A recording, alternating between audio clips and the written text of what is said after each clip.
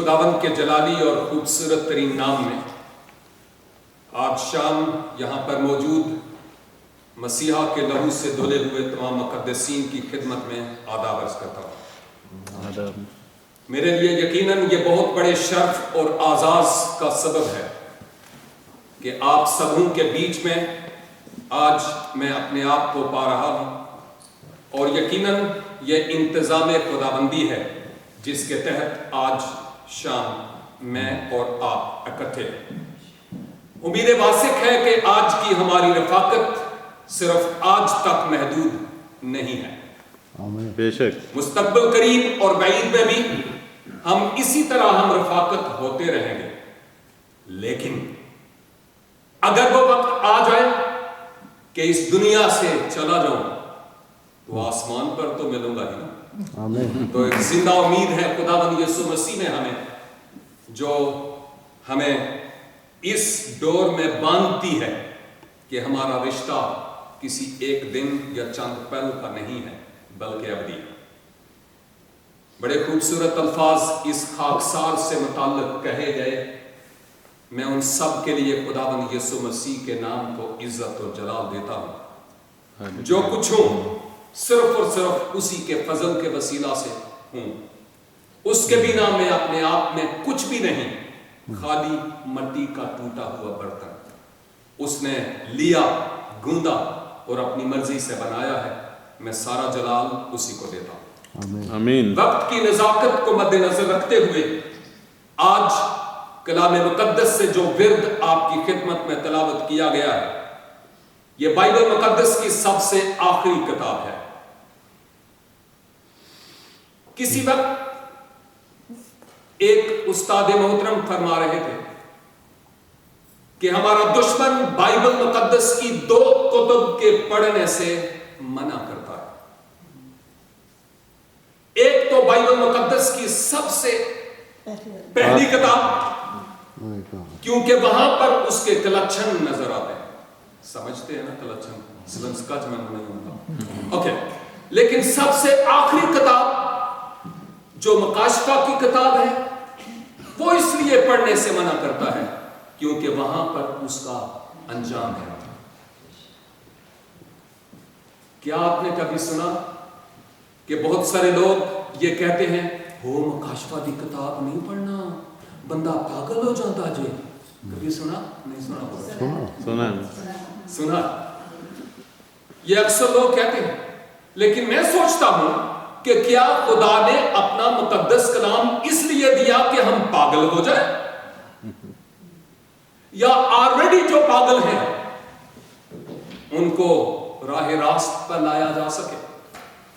خدا کا کلام اس لیے نہیں دیا گیا کہ ہمارے دماغ خراب کرے، بلکہ جن کے سکریوز ڈھیلے ہیں ان کو ٹائٹ کر سکے۔ اور یہ اس لیے ہے تاکہ ہم اپنے مستقبل کے بارے میں جو جلالی امید ہے اس کو اور بہتر طریقہ سے جان سکیں۔ اس کتاب کو عام طور پر یوحنا عارف کا مکاشفہ کہا جاتا ہے۔ یوحنا وہی یوحنا ہے جس کو محبت کا رسول کہہ کر پکارا جاتا ہے، اور صلیب کلوری کے سائے میں کھڑی ماں سے مخاطب ہو کر مسیحا نے فرمایا تھا کہ دیکھ اب سے تیرا بیٹا یہ ہے، اور وہ جو بیٹا ہے وہ یہی یوحنا جو محبت کا رسول ہے، وہی یوحنا ہے۔ اور اس یوحنا کی معرفت نہ صرف چوتھی انجیل یعنی یوحنا کی انجیل تحریر ہوئی، بلکہ اس کے وسیلہ سے خطوط بھی تحریر ہوئے ہیں، اور اس کے وسیلہ سے بائبل مقدس کی یہ آخری کتاب یعنی مکاشفہ کی کتاب بھی۔ مکاشفہ سے مراد کوئی ایسی بات جو صیغہ راز میں ہوئی ہو اور اب اس کا انکشاف کیا گیا ہو، کھولی گئی ہو، منظر عام پر جو کچھ تھا وہ لایا گیا ہو۔ منکشف ہونا یعنی ایسی بات جو پہلے چھپی ہوئی تھی لیکن اب وہ سامنے منظر عام پر آئی ہے۔ یہ ایک ایسی کتاب ہے، اور جب میں سوچ رہا تھا تو مجھے لگتا تھا کہ خدا نے दानियल से यह कहा था कि इस किताब को आखिरी वक्त तक के लिए सर बमोहर कर दे। बहुतेरे कोशिश करेंगे कि इसको खोले और समझे, दानिश अफजू होगी, लेकिन हो नहीं पाएगा, क्योंकि खुदा हर एक काम अपने वक्त पर करता है। यह यूहन्ना जो मोहब्बत का रसूल है, जैसा हमने सेकंड लास्ट गीत गाया है, उसके मुताबिक इंजील के पैगंबर के तौर पर जा बजा जाकर इस खुशखबरी को सुनाता था, और वक्ते हाकम के हाथों उसको कैद किया गया और उसको पतमस के जजीरे में, जैसा मुकाशफा पहले बाब में जिक्र है, वहां पर जाकर कैद कर दिया जाता है। उलमाए बाइबल बयान करते हैं कि वो एक ऐसा मकाम था जहां पर रेंगने वाले जानदार और नोकीले पत्थर थे। आज की जबान में जैसे ये कहा जाए कि काला पानी, एक ऐसे मकाम पर जाकर उसको कैद कर दिया गया। मैं सोचता हूं कि जहां पर यूहन्ना मुक़य्यद था, वहां पर हो सकता है इंसान होते हुए उसने ये सोचा हो, खुदावन केड़े नफलों का स्वागत है, मैंने फलां जाकर इंजील सुनाई, जगह जगह में गया हूं, लेकिन आखिर क्या रीजन है कि मैं यहां पर कैद के आलम में हूं? क्या रीजन है? बशर होते हुए मैं सोचता हूं, क्योंकि मैं भी तो बशर हूं, वो भी फरिश्ता नहीं था, तो सोचता हुआ होगा। और जब सोचता हुआ होगा, उस वक्त जिसकी खातिर वो कैद था, उसका ज़ुहूर उस पर होता है। और मुकाशफा पहला बाब में वक्त की ये घड़ियां जल्दी से भाग रही हैं, इजाजत नहीं देती कि इतनी तफसीर करूं, लेकिन पहले बाब में यूहन्ना बताता है कि कौन था जो मुझ पर जाहिर हुआ, और बिल आखिर वो ये कह ही देता है कि जब मैंने उसको देखा तो उसकी आंखें जैसे आग का शोला है, ऐसी थी, और जब मैंने उसको देखा तो उसके आगे गोया मुर्दा सा, अदमोआ सा होकर गिर पड़ा।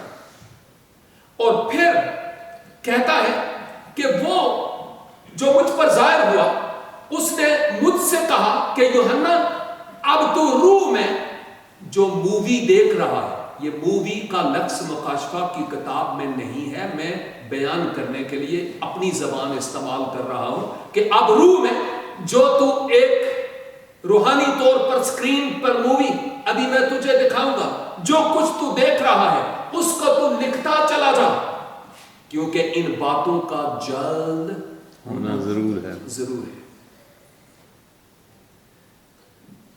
बाज़ औक़ात ये स्वीडिश बच्चे ऐसे नहीं हैं, अगरचे हम यहाँ पाकिस्तानी हैं, लेकिन वो बच्चे बिल्कुल वैसे नहीं हैं। लेकिन पाकिस्तान में क्या होता है, यहाँ के बच्चे बहुत शरीफ, बहुत अच्छे, क्या कहूं, लेकिन पाकिस्तान में ऐसे होता है, अगर डैडी सोचता है कि आज मैं जियो न्यूज लगाऊं कि उन पर क्या है, तो वो करेगा और जियो न्यूज लगेंगे। लेकिन जब जो ही उसने रिमोट रखा, उधर से बच्चा आया, उसको क्या पता ये क्या लगा हुआ, उसको कोई परवाह नहीं, वो चाहता है कि मैं कार्टून देखूं, और अचानक उसने रिमोट ले लिया और पुम किया, और फिर वो कार्टून लगना शुरू हो गया। यहां के बच्चे ऐसा नहीं करते, लेकिन पाकिस्तान में ऐसा करते हैं। और फिर क्या होता है, अब्बा हुजूर फौरन सोच ये क्या हो गया। इसका मतलब है कि टीवी का कंट्रोल उसी के पास है जिसके हाथ में, जी हाँ, और कुछ चेहरे मुस्कुरा रहे हैं, लगता है बीमारी अथड़ी है, लेकिन है अब होता क्या है, जिसके हाथ में रिमोट है उसी के हाथ में कंट्रोल है। मैं रूहानी तौर पर यह सोचता हूं कि लगता है कि यूहन्ना का फुली कंट्रोल, पूरा कंट्रोल इस वक्त खुदावन ने अपने हाथों में ले लिया था, और उसको यह कह रहा था, जो कुछ तू रूह में देखता है, इस सब कुछ को तू अहाता तहरीर में लाता चला जा, क्योंकि इन बातों का जल्द होना जरूर है। पहले बाब में जो उस पर जाहिर हुआ वो बयान करता है कि मैं वो हूं जो मर गया था, जिंदा हुआ हूं اور کنے تیڑے جیوندا رہا، عبدالآباد زندہ رہوں، میں مر گیا تھا زندہ ہوا ہوں اور عبدالآباد زندہ رہوں، وہ یہ بیان کرتا ہے اور پھر وہ اس پر بید کھولتا چلا جاتا ہے۔ دوسرے اور تیسرے ابواب میں 7 کلیسیاؤں کے نام پیغامات خداوند دیتے ہیں۔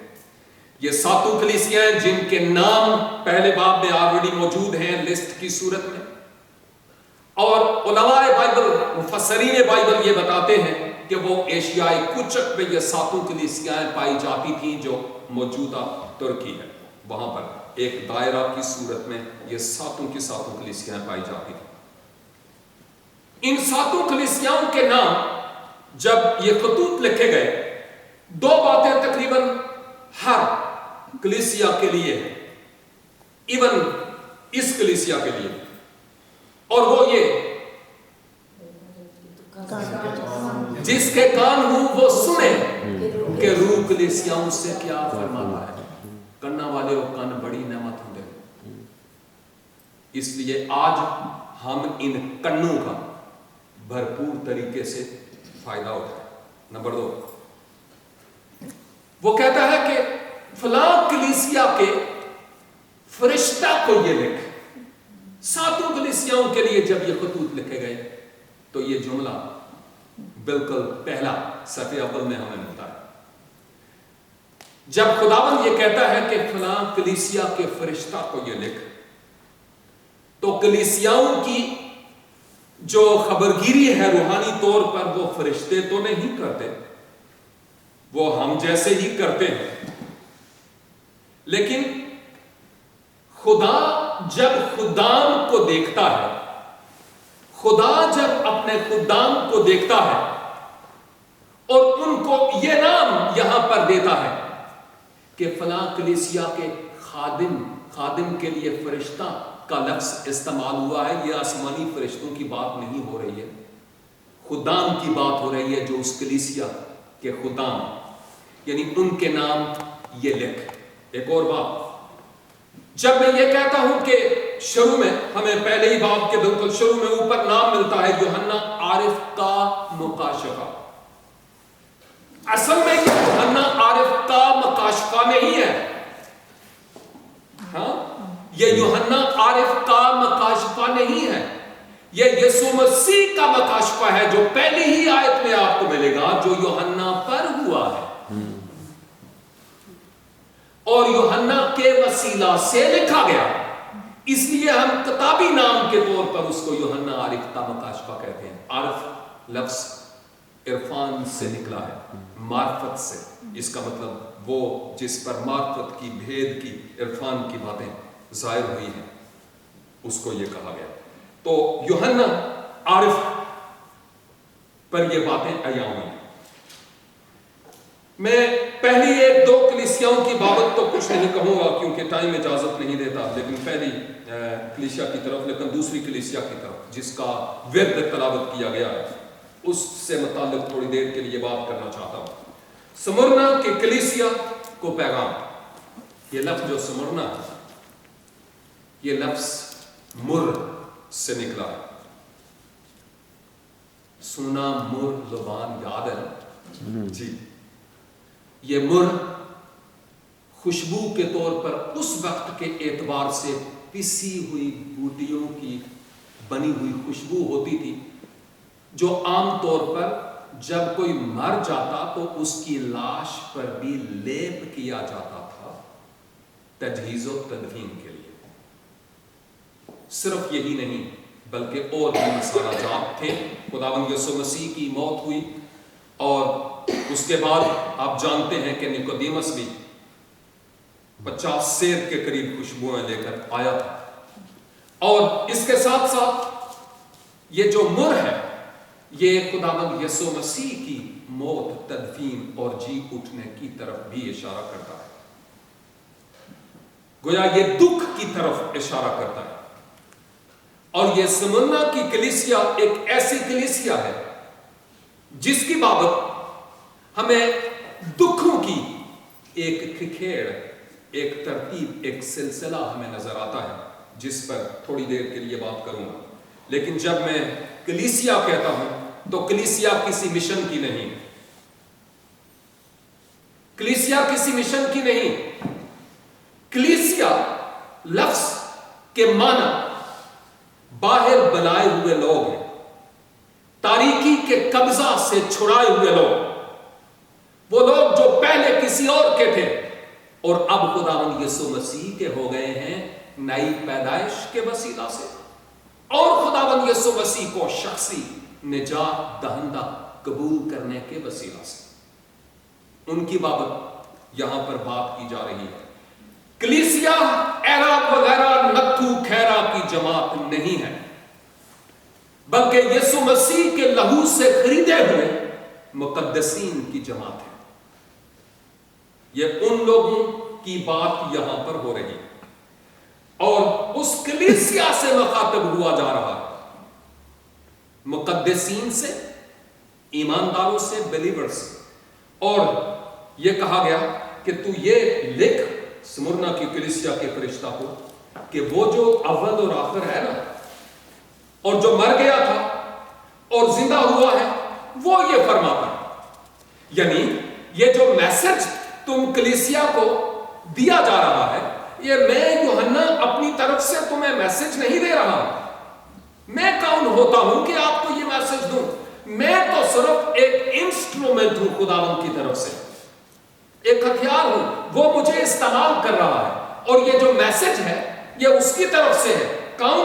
جو اول اور آخر ہے، جو مر گیا تھا اور زندہ ہوا ہے، وہ یہ فرماتا ہے۔ اور کلیسیا کا خادم بھی اور کلیسیا بھی یہ جانتے تھے کہ جو اول اور آخر ہے، دنیا میں ماندہ لال اور کوئی جمعیت ہے نہیں، جو اول بھی ہو اور آخر بھی ہو، مر بھی گیا ہو اور جی بھی اٹھا ہو، اور پھر عبدالآباد زندہ رہے، ماں سوا ایک کے جو اولاد آدم نہیں ہے، اور کوئی ہو بھی نہیں سکتا۔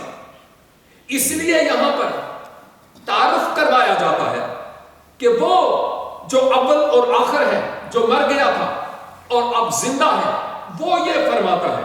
کیا فرماتا ہے؟ سمرنا کی کلیسیا سے کہا گیا کہ میں تیری مصیبت اور غریبی کو جانتا ہوں۔ علماء بائبل جب تفاسیر کرتے ہیں تو وہ یہ بتاتے ہیں کہ ابتدائی صدی عیسوی کے مسیحوں نے اپنے مسیحی ایمان کی خاطر جتنے دکھ سہے، اس کی نظیر دنیا میں کہیں نہیں ملتی۔ خواہ آپ 2015 14 یا 15 کی پرسیکیوشن جو ورلڈ وائڈ ہے اس کو ہی کیوں نہ لے لیں، ابتدائی صدی عیسوی کی جو پرسیکیوشن یا ایذا رسانی تھی، اس کا میل کسی اور پرسیکیوشن سے یعنی ایذا رسانی سے ہو نہیں سکتا۔ وہ سب سے بڑی پرسیکیوشن تھی جو تقریباً 64 یعنی پہلی صدی عیسوی کی بات کرتا ہوں، 64 سے 312 عیسوی تک رہی۔ شاید میں اس پر تھوڑی سی روشنی ڈالوں گا، لیکن اس دوران جو کچھ کلیسیا پر ہوا ہے وہ اتنا ستم تھا کہ اس کے بیان کرنے سے زبان بھی کانپ اٹھتی ہے۔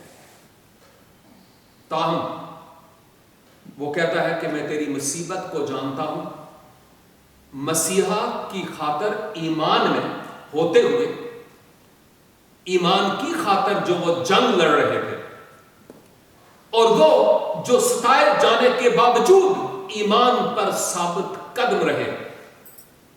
وہ کہتا ہے کہ میں تمہاری مصیبت کو جانتا ہوں۔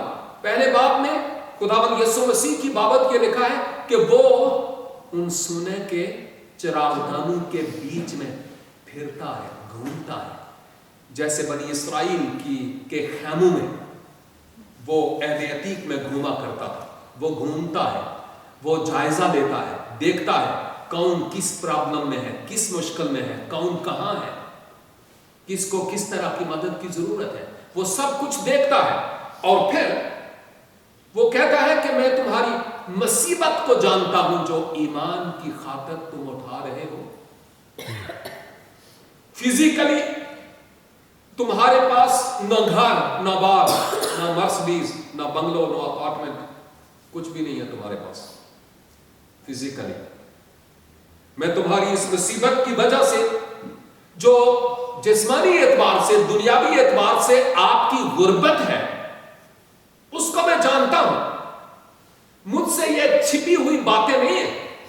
خداوند کہتا ہے میں ان باتوں کو جانتا ہوں، لیکن بریکٹ میں مگر تو دولت مند ہے۔ اب دیکھیے کوئی بندہ غریب ہو، پلیا کے تلے بیٹھ کر اپنی زندگی گزارتا ہو، اور اس کو کہیں کہ تو دولت مند ہے، وہ کہے گا پتہ نہیں کیا کہہ رہا ہے۔ لیکن جو شخص صاحب ایمان ہے اور مسیح خداوند کو جانتا ہے اور اپنے ایمان کی قدر و قیمت کو جانتا ہے،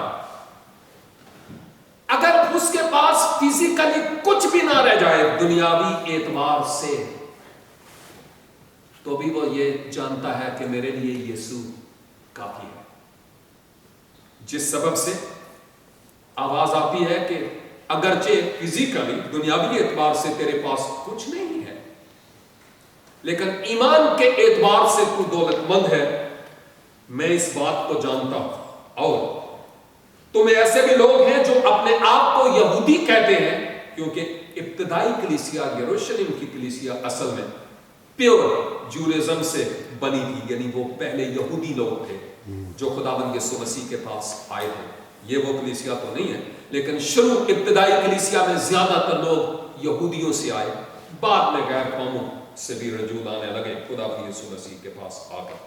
تو وہ کہتا ہے کہ بہت سارے لوگ تم میں ملے ہیں جو اپنے آپ کو ظاہر کرتے ہیں کہ ہم ہیں یہودی، لیکن اصل میں وہ یہودی نہیں ہے بلکہ شیطان کی جماعت ہے، اور میں ان کے لعن طعن کو بھی جانتا ہوں جو لعن طعن تجھ پر کرتے ہیں۔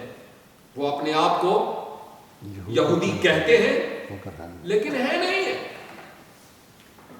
اس کا مطلب یہ تھا کہ وہ لوگ تھے جو غیر قوم سے آئے کلیسیا میں شمولیت کے لیے، اور ظاہر کر رہے تھے، دکھا رہے تھے کہ ہم باقی یہودیوں کی طرح اہل شرع ہیں، لیکن تھے نہیں۔ تو کہا جا رہا ہے کہ وہ جو تم پر آوازیں کستے ہیں میں ان کو بھی جانتا ہوں، وہ شیطان کی جماعت ہے۔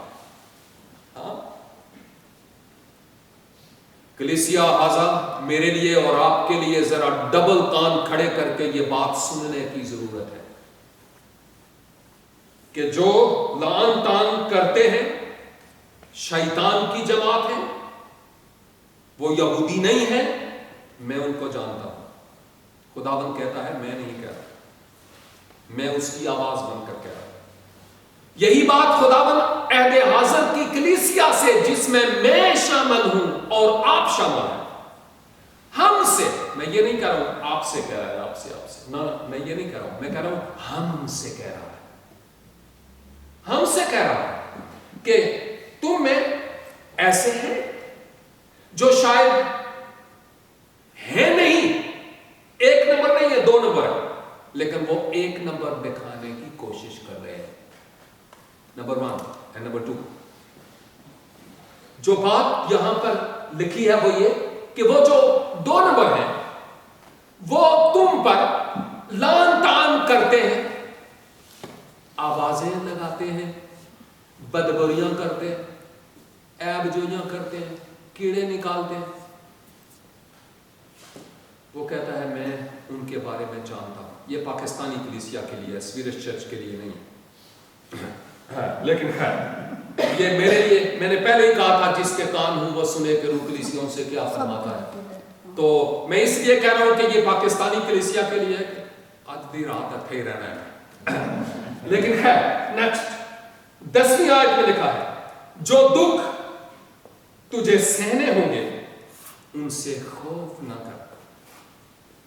جو دکھ تجھے سہنے ہوں گے، ان سے خوف نہ کر۔ دیکھو ابلیس تم میں سے بعض کو قید میں ڈالنے کو ہے تاکہ تمہاری آزمائش ہو، اور 10 دن تک مصیبت اٹھاؤ گے، جان دینے تک بھی وفادار رہ تو میں تجھے زندگی کا تاج دوں۔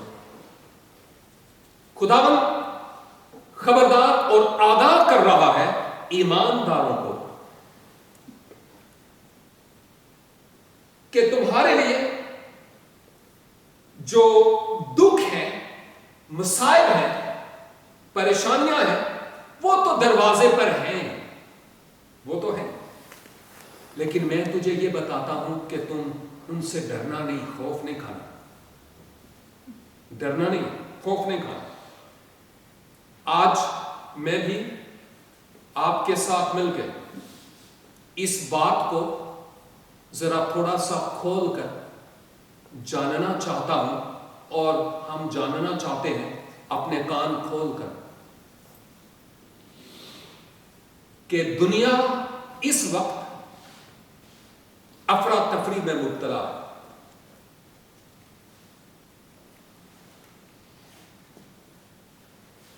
جہاں کہیں اولاد اسماعیل اور ہاجری ہیں،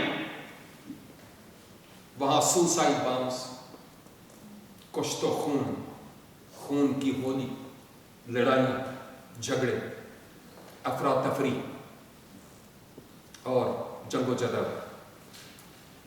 جہاں کہیں اولاد اسماعیل اور ہاجری ہیں، کبھی ابراہم پر بات کرنے کا اتفاق ہوا تو ہم کریں،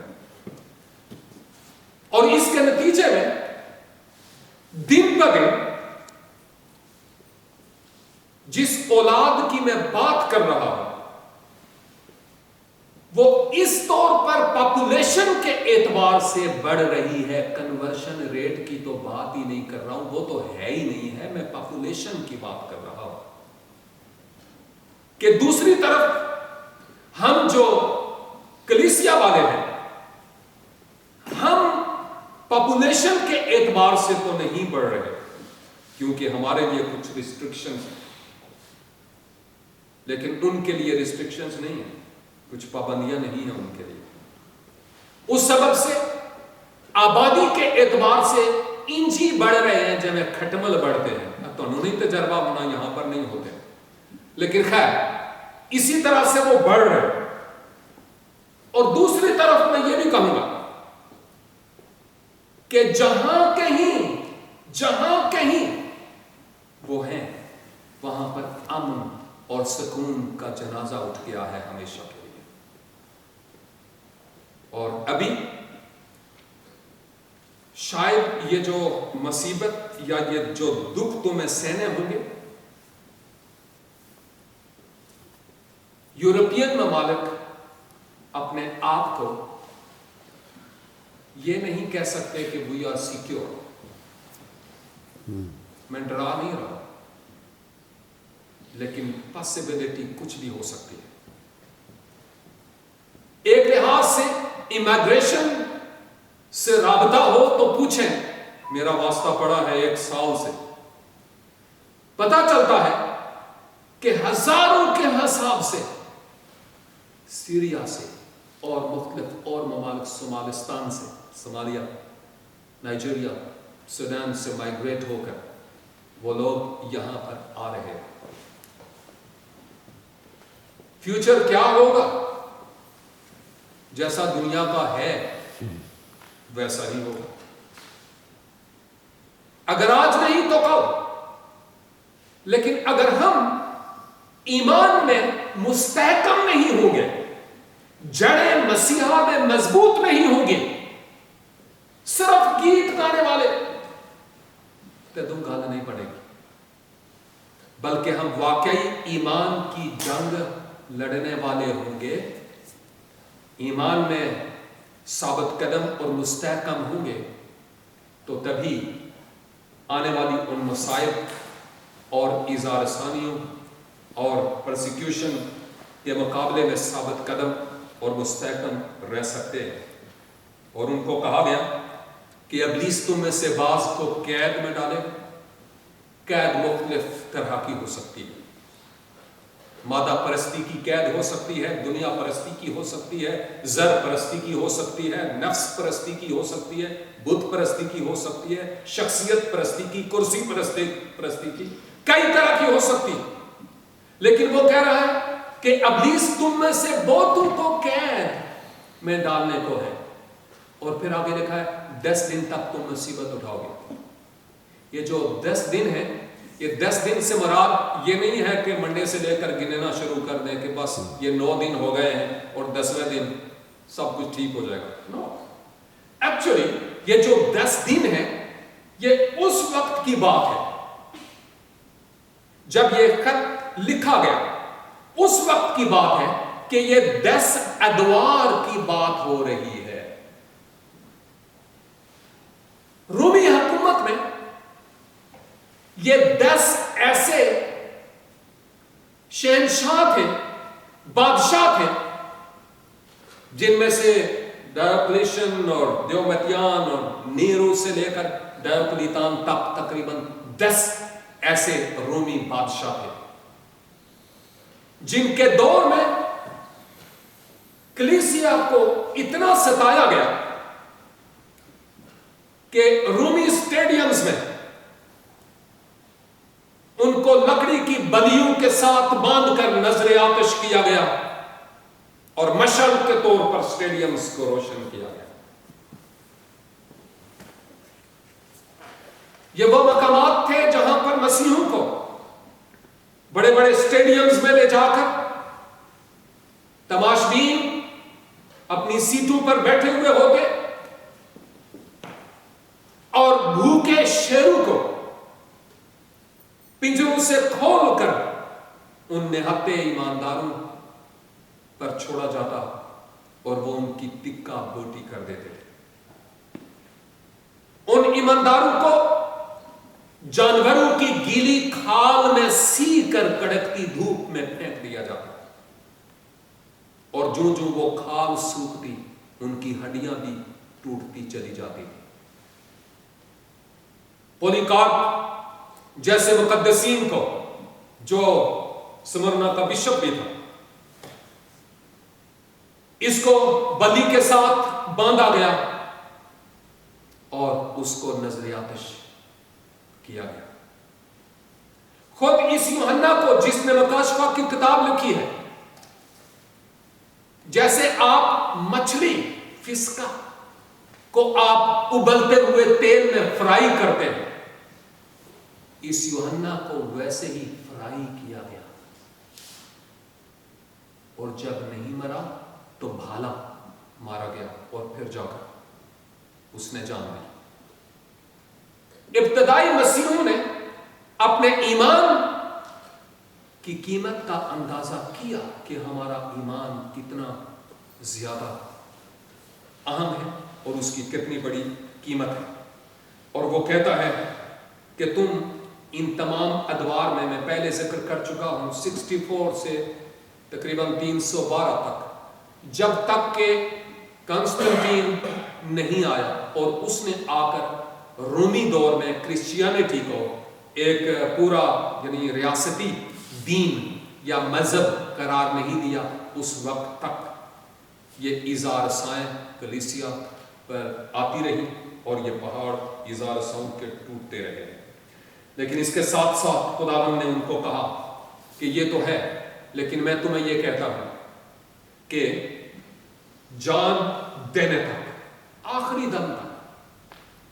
دم تک ایمان پر قائم رہنے، وفادار اور ثابت قدم رہنے پر میں تجھے زندگی کا تاج دوں گا۔ زندگی کا تاج یعنی ہمیشہ خداوند کے ساتھ رہنے کے لیے اس کی قربت اور اس کی حضوری ملے گی، اور وہ واقعی یہ کراؤن آف لائف، واقعی ایسے تاج خداوند نے رکھے ہیں جو اپنے مقدسین کو وہ دے گا جب وقت آئے گا۔ اور پھر سے وہی بات کہ جس کے کان ہوں وہ سنے کہ روح کلیسیا مجھ سے کیا فرماتا ہے۔ اور آخری حصے میں جو غالب آئے، اس کا مطلب یہ کہ ان تمام مصیبتوں، ایذا رسانیوں اور دکھوں کے باوجود جو ثابت قدم رہے، ایمان پر قائم رہے، متزلزل نہ ہو، غالب آئے، تو اس کے بابت یہاں پر لکھا ہے اس کو دوسری موت سے نقصان نہ پہنچے گا۔ جب میں یہ دوسری موت کی بات کرتا ہوں تو ہمیں اس بات کو جاننے کی ضرورت ہے، میں نے بھی چونکہ اساتذہ کے قدموں میں بیٹھ کر سیکھا، آج تک سیکھ رہا ہوں، اور وہ اکثر اوقات یہ کہتے ہیں جو شخص ایک دفعہ پیدا ہوا وہ 2 دفعہ مرے گا، 2 اموات، ایک تو فزیکلی کہ ہم نے موت کا پیالہ آج نہیں تو کل 70 برے 80 برے کرنے بیٹھے، لیکن ایک دن اس موت کے پیالے کو فزیکلی ہم اپنے منہ سے لگائیں گے ہی، فزیکلی، کیونکہ اس نے کسی کو نہیں چھوڑا، وہ تو آئے گا، یعنی اس موت کو تو آنا ہی ہے، وہ برحق ہے۔ لیکن اگر ہم ایک دفعہ یعنی بطن مادر سے پیدا ہوئے، ایک ہی دفعہ،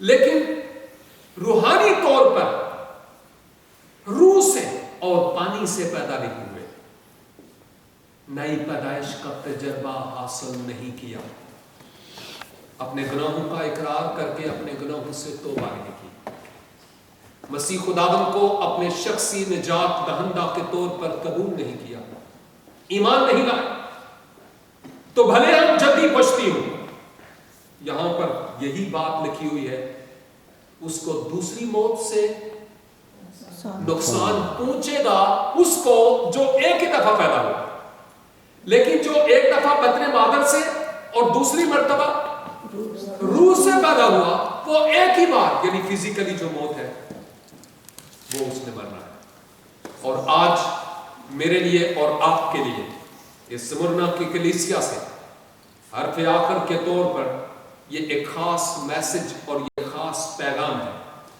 نمبر 1، ہم اپنے آپ کو آنے والے وقت کے لیے تیار کر لیں۔